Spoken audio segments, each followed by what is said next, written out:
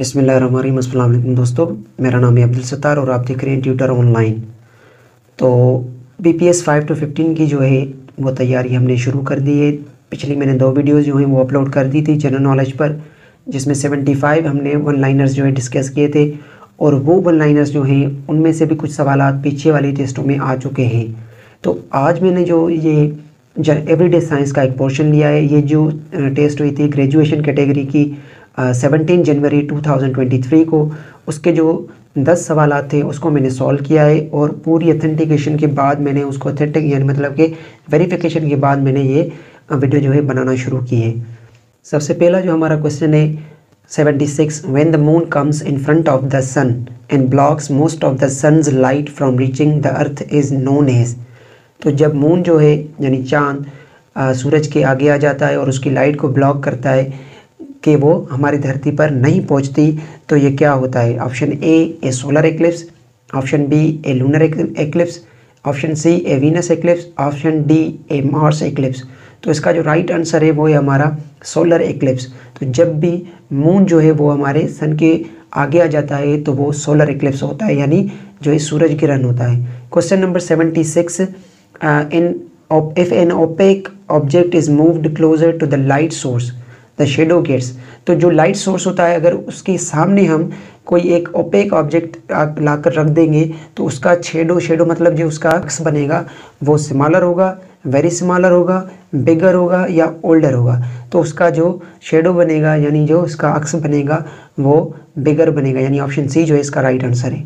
Question number 78, an object which allows some light to travel through it is called. कोई भी object है, कोई भी एक चीज़ है जो अलाउ करती है कुछ लाइट को, कुछ रोशनी को अपने से गुजरने में, उसको हम क्या कहते हैं? Transparent, translucent, opaque, crystal clear.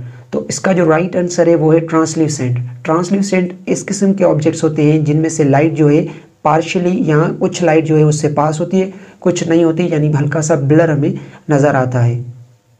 उसके बाद नेक्स्ट क्वेश्चन है क्वेश्चन नंबर हमारा 79, which one of the following is non luminous object. तो इनमें से कौन सा नॉन लुमिनियस ऑब्जेक्ट है? नॉन लुमिनियस उसको कहते हैं यानी वो ऑब्जेक्ट्स जो अपनी लाइट खुद प्रोड्यूस करें, खुद क्रिएट करें। तो सन इसमें एक ऑप्शन है, दूसरा हमारा मून, स्टार्स, फायर फ्लाइज। तो इसका जो राइट आंसर है वो है हमारा मून, क्योंकि मून जो है वो लाइट उसके पास अपनी नहीं होती, वो जो है सन की लाइट को रिफ्लेक्ट करता है, तभी वो हमें जो है लाइट नज़र आता है। तो इसका राइट आंसर जो है वो मून है। Question number 80, which is not the property of gases. तो इनमें से गैसेस की प्रॉपर्टी नहीं है, कौन सी इसमें से प्रॉपर्टी का मतलब है खासियत गैसेस में नहीं होती? Option A gases have indefinite shape, option B gases have indefinite volume, option C gases have definite volume, option D gases can be compressed. तो इसमें से जो मोस्ट स्वेटेबल, यानी हमें मालूम है कि गैसेस जो है वो कंप्रेस भी की जा सकती हैं, उनका डेफिनेट शेप भी नहीं होता, ठीक है। लेकिन अगर हम इस बात को देखें कि जो मोस्ट एम्फसाइज्ड पॉइंट होती है वो हमारा ऑप्शन बी है, गैसेस हैव इनडेफिनेट वॉल्यूम। तो गैसेस का जो है वॉल्यूम इनडेफिनेट होता है, वो डेफिनेट कभी भी नहीं होता। उसके बाद नेक्स्ट जो है question number 81, the process of vaporising a solid substance and condensing the vapours to form the solid directly is known as. तो एक प्रोसेस होता है जिसके ज़रिए वेपराइज किया जाता है, यानी किसी भी चीज़ को वेपर्स में कन्वर्ट कर किया जाता है स्टीम में, यानी वो चीज़ कौन सी होती है? वो सॉलिड होती है। And condensing the vapours to form the solid directly, और वेपर्स को ही कंडेंस किया जाता है, ठंडा किया जाता है कि उसको डायरेक्टली फिर से सॉलिड बनाया जाए। इस प्रोसेस को क्या कहते हैं? डिस्टिलेशन, क्रिस्टलाइजेशन, सब्लिमेशन या फिल्ट्रेशन। तो इसमें जो 4 ऑप्शन है, इसमें जो मोस्ट स्वेटेबल और जो सही ऑप्शन है वो है हमारा सब्लिमेशन। सब्लिमेशन में क्या होता है कि हम किसी भी सॉलिड को अगर हीट करते हैं तो हीट करने के बाद वो जो सॉलिड होता है वो डायरेक्टली गैस में कन्वर्ट होता है, यानी स्टीम में कन्वर्ट हो जाता है। अगर हम उसको कंडेंस यानी उसको ठंडा करेंगे तो वो फिर से सॉलिड में आ जाएगा। और इसके बाद हमारा क्वेश्चन नंबर 82 है, in a solution when water is used as a solvent that solution is called. अगर हम किसी सोल्यूशन में वाटर जो है इस्तेमाल करते हैं सॉल्वेंट के तौर पर, अगर हम इस्तेमाल करेंगे तो उस सोल्यूशन को हम क्या कहेंगे?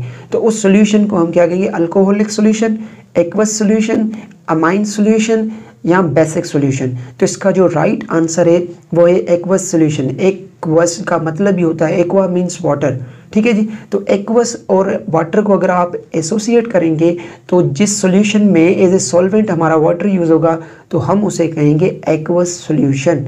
उसके बाद लास्ट हमारा क्वेश्चन इस पेज का जो है 83, the deficiency of vitamin A causes.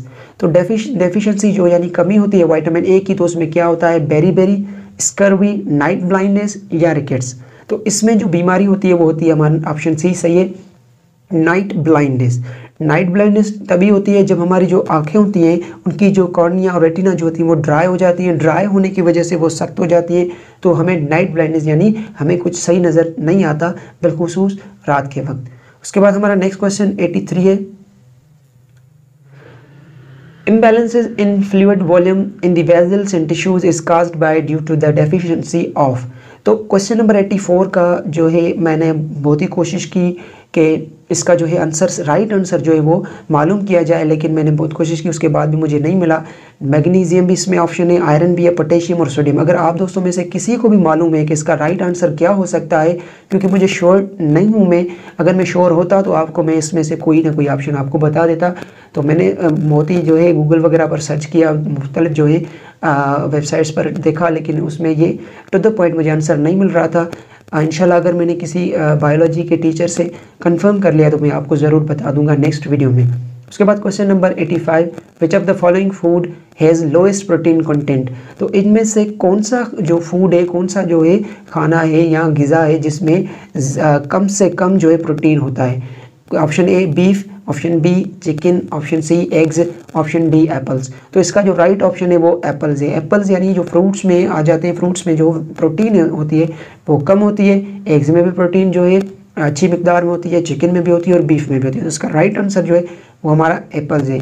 तो आज हमने जो है 17 जनवरी को जो पेपर हुआ था उसके एवरीडे साइंस के जो है MCQs कवर किए हैं। इंशाल्लाह जो नेक्स्ट वीडियो होगी वो 18 जनवरी को जो पेपर हुआ है उसके हम 10 MCQs जो है वो इंशाल्लाह कवर करेंगे। उसके बाद जो दूसरे हमारे पोर्शंस भी रहते हैं जिसमें हमारा इस्लामियात पाकिस्तान स्टडीज़ जो है, या इसके अलावा हमारा कंप्यूटर हो गया और मुख्तलिफ जो भी पोर्शन है वो आहिस्ता आहिस्ता हम करते जाएंगे। आपको सिर्फ आइडिया लेना है कि ये जो क्वेश्चन हैं वो कौन कौन से पोर्शन से किस हिसाब से वो जो है निकालते हैं, और आपको इसी से रिलेटेड मतलब प्रोटीन के हवाले से जो क्वेश्चन आए आप देख लें। दूसरे जो ग़िज़ा हैं उनके बारे में पढ़ लें, वाइटामिन के बारे में पढ़ लें, मुख्तलिफ डिजीज़ हैं उनके बारे में पढ़ लें, और जो भी मुख्तलिफ मतलब के हमारे जो है केमिस्ट्री से रिलेटेड जो टर्म्स हैं उनको भी आपको पढ़ना पड़ेगा, इसीलिए कि जो आपकी टेस्ट है वो थोड़ी मुख्तलिफ किस्म की आ रही है आजकल। तो नेक्स्ट वीडियो के लिए अभी तक जो है हम तैयारी कर रहे हैं। इंशाल्लाह नेक्स्ट वीडियो में मिलते हैं।